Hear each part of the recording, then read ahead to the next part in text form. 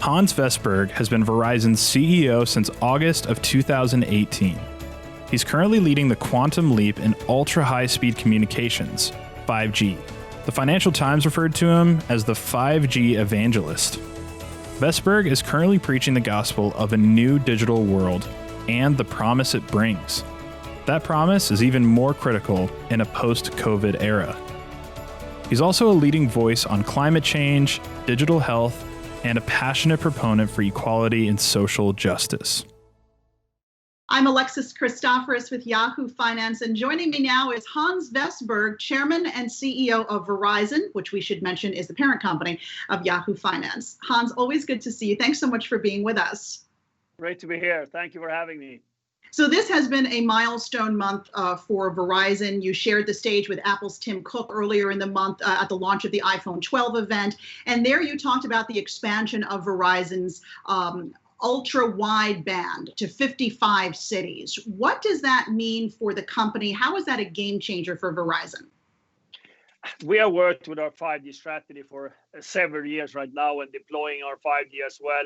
I think that what's happening last week when I took the stage together with Tim Cook was, of course, that we have the network, we have the ultra-wideband 5G that you talked about. We turned on the nationwide 5G. And then, of course, given the importance of the iPhone in the US for the consumers, then we have the phone that the majority of US consumers have. So that was sort of the reason why we felt this is now 5G is getting real, because all the components are coming together. So, and as you might know, our strategy is very clear when it comes to our network. And first of all, we have the best 4G network. Then we have the ultra-wideband. We have that in 55 cities in the most dense part of the country, where we can do a lot of new things with high speed, capacity, and low latency. At the same time, we turned on the nationwide 5G on the lower band of the spectrum. That is covering more than 200 million subscribers in 1,800 cities. So all that came together alive at the same time as the launch of the iPhone 12, which all of them can enjoy all the technologies that we have deployed in the network. So that's why it was a big moment for Verizon. We have been part of this strategy for years, and now it's sort of coming to the market, to our consumers and to our customers. Definitely exciting times for Verizon. But Hans, I think that overall consumers are trying to wrap their heads around 5G. In practical terms, what does 5G mean for their experience? Will it greatly and radically enhance things from 4G? Yeah, that's how we have built it. So Verizon has built actually, so it's not only sort of a linear progression from 4G. We built the 5G ultra wideband because it's so transformative. It's 20x the speed, the capacity is so much wider, the latency is so much lower. So you can do things like AR and VR in real time. You can do the multi-viewer sort of cameras at an NFL game with 7 concurrent cameras at the same time, and you can pick and choose. These are things you can do with the 5G ultra wideband. So of course, we have built the network in order to make a step change from 4G. Remember, we have the best 4G network already, and it's really good. So we want to do something extra. The 5G nationwide is in some sort of a level of the 4G network, but that's just the beginning of it. So we have more to do over time, of course. You mentioned the NFL. I know that Verizon has invested a lot in bringing 5G to sports stadiums, to airports. Sadly, these are areas that people are not frequenting right now because of the pandemic. So Hans, do you hope or expect those investments to start paying off in 2021? So if you look at the 43 arenas we have built when we have sport events, we can already now use them, because if you have 5G ultra wideband in the stadium, you can actually transmit all the cameras back to the user, and the user can actually sit at home in the sofa to enjoy 7 cameras, not being in the stadium. So even though we are not frequenting these places today, we can still enjoy the investment we have done. Then, of course, airports, and public places. We see less people today. I think that over time we will get back to those places, maybe not equal as before, but that's where all the capacity is. That's where the constraints are. And that's where we have our 5G ultra wideband, which means that we are going to be totally unconstrained in these places, and we can do things we've never thought about doing before. So clearly we think this is the right strategy and for our customers, and that we have seen paying off over time, and we will continue to do so. We know that 5G speeds with Verizon are ultra fast, but one of the concerns we keep hearing is that it doesn't blanket a wide enough swath of space. What are you doing to improve things there in the coming months and years, Hans? So this year we basically do 5 times more small cells on 5G ultra wideband. We just last week, we launched 19 new markets. So we are continuously upgrading it and to get a much broader ultra wideband. But I said, we also did the nationwide on another spectrum that is for 200 million people. So we continuously develop our network. So we always have a future-proof network for our customers. As the phones are working on the 4G, it's working on the nationwide 5G, and it's working on the 5G ultra wideband. And in all the different models of iPhone 12, we have all 3 levels of the network that we have built. So I think that's a proof point for how Apple thinks about our future and how we think about bringing our customers in all these experiences. Hans, I want to talk a little bit about leading this company during this unprecedented time.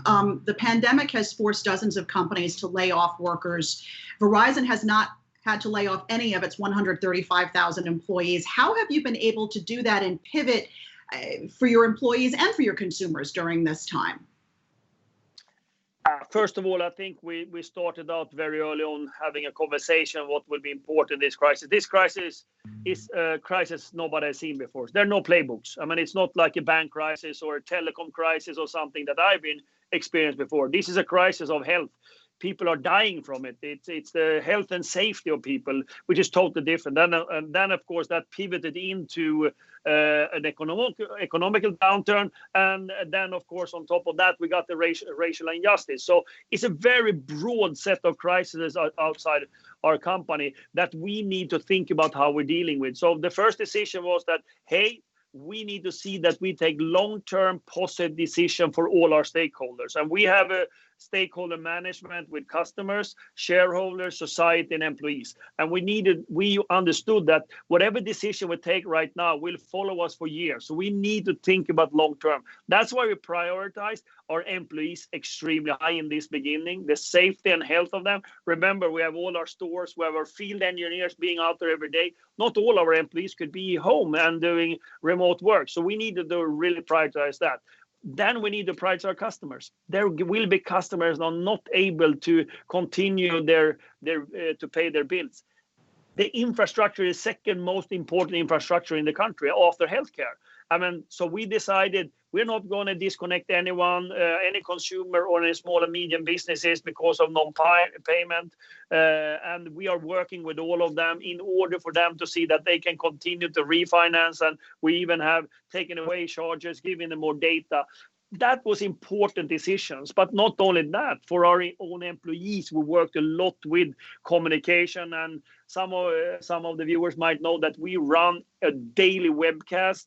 We have done that since February for all our employees. We have had days where we had more than 100,000 employees tuning in. I was live myself for 9 weeks, basically, every day. Nowadays, they only bring me in once a week because they're tired of me.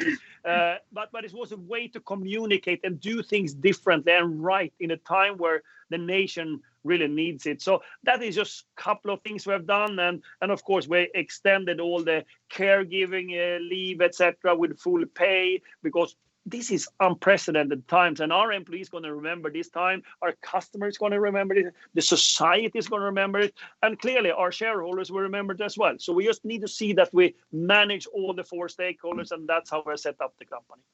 You know, it's hard sometimes to step back when you're still in the moment. But what have you learned leading this company through this pandemic that perhaps, you can pass on to entrepreneurs or to other leaders, or, if you find yourself in another unprecedented situation down the road, Hans? So first of all, I speak to many of my peers, and they have done fantastic as well. Nobody believed that you can pivot on having so many employees working from home, and I think that goes for me as well. I'm proud how quickly we could pivot the model, how we can change how we work in the stores, how quickly we can change the way we're doing field operations with the safety and health as a number one. So I think that's a learning. I think the other learning in the crisis moment, the communication is so important, because you cannot rely on the next level in the organization relying information, because it's so fluid and there's so many questions. That's another learning. And finally, the learning is that in crisis, the decisions you take are so important, because they're going to live with you for years, and you need to think long term, because that's how the constituency around you think. So that's a couple of learnings we have taken from it. And then you learn personally how you're going to do work with video conferencing in a totally different way, democratizing meetings. There are many things we have learned, and we still are learning from this pandemic and downturn. We have seen how to work in this new environment. It has highlighted the digital divide in this country. So many of us now needing to work from home, so many school children needing to do their studies from home, and they don't necessarily have the tools to do it. And I know that Verizon is working closely with some other companies to help change that. Tell us what you're doing. So this is a moment that is very important for our society. I mean, we know the challenges we have in our society, and many of them can only be addressed by the decreasing the digital divide.